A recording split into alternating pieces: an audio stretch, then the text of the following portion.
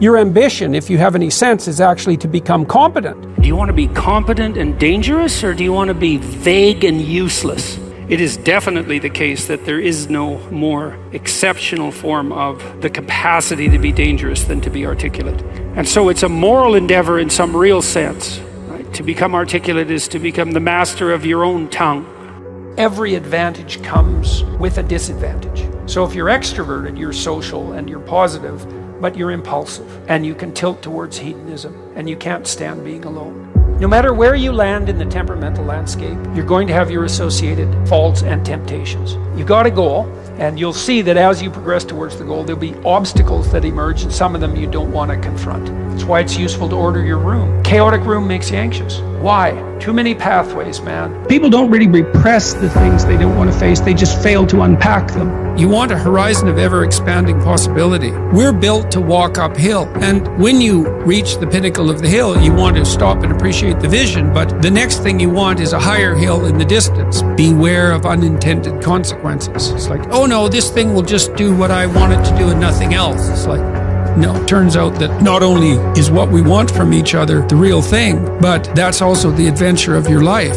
And so if you aren't truthful, and that means, unfortunately, especially at the beginning when you start to be truthful, it means deeply coming to terms with your inadequacies in humility. So it's very painful. Without that, you don't have the adventure of your life. You have the role that you've acquiesced to, and that'll take all the meaning out of your life. It's good for you to go take your place in the world. Have some ambition, have a vision, have a goal, have a strategy. Try to be a good person, not because it's your duty precisely, because that's the proper way to live. You sit on the bed and say, okay, man, I'm ready to learn something. What's one thing I'm doing wrong, that I know I'm doing wrong, that I could fix? You meditate on that, you'll get an answer. You grow in proportion to the weight you take on voluntarily, and it's also true that we have no idea what the upper limit to that is.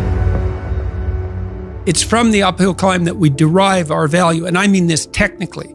So almost all the positive emotion we feel, especially the emotion that fills us with enthusiasm, and that's experienced in relationship to a goal.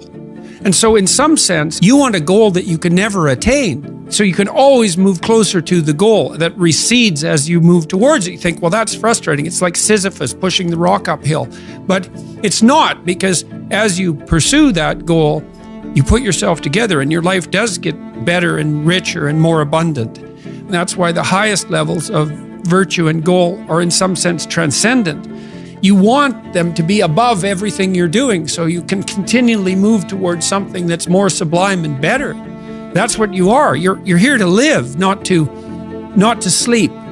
And the problem with the vision of Mai Tais on the beach is that, well, first of all, that's a vision of drug-induced unconsciousness. Second, it's only going to work for about a week. Third, you're going to be a laughingstock in a month and depressed and aimless and goalless. You want a horizon of ever-expanding possibility. And so it does happen to people because they've staked their soul on the attainment of an instrumental goal. And it can be a pretty high-order goal, but then you think, now I'm there, now what? Well, the answer can't be, well, I'm going to live in the lap of luxury and never have to leave the face. What do you want to be, a giant infant with a gold bottle? You never have to do anything but lay in your back and suck? It's like, you see the problem with that as a conceptualization. It's no, you want to be like an active warrior moving uphill with your sword in hand. And that's dynamic, that's exciting. People are afraid of the truth because often if you reveal it, it causes conflict in the moment. Telling the truth is definitely an adventure. Seeking for sure, but also telling. Another way of going about it is to just say what you think and see what happens. That's an adventure because you don't know what the outcome is going to be. So look, there's this old idea that it's necessary to have faith in the truth.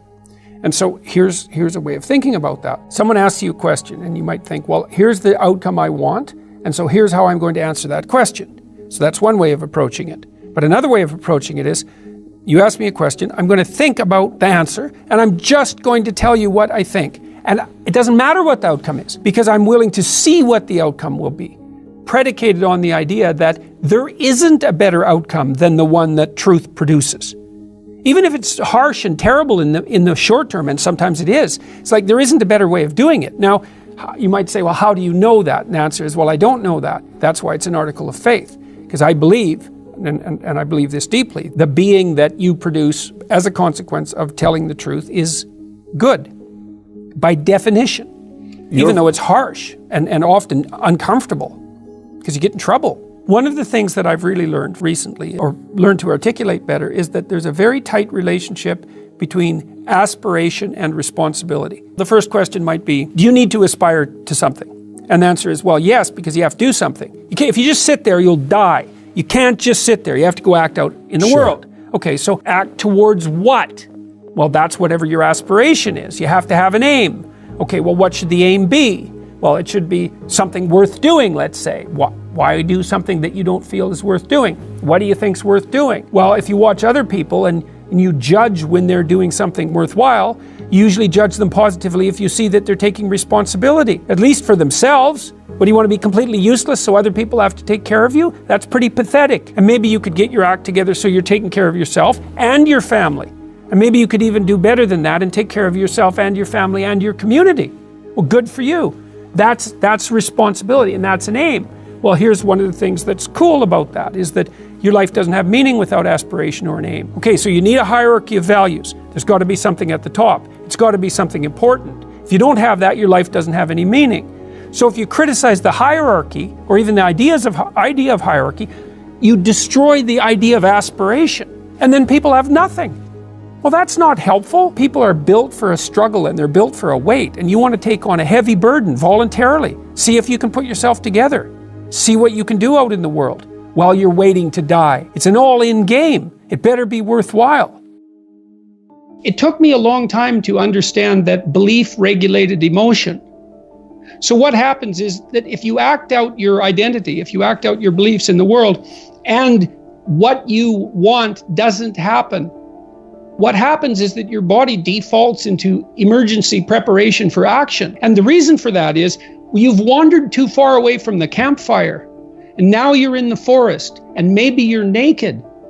And so what do you do then? And the answer is, well, you don't know what to do. So what do you do when you don't know what to do? And the answer is, you prepare to do everything.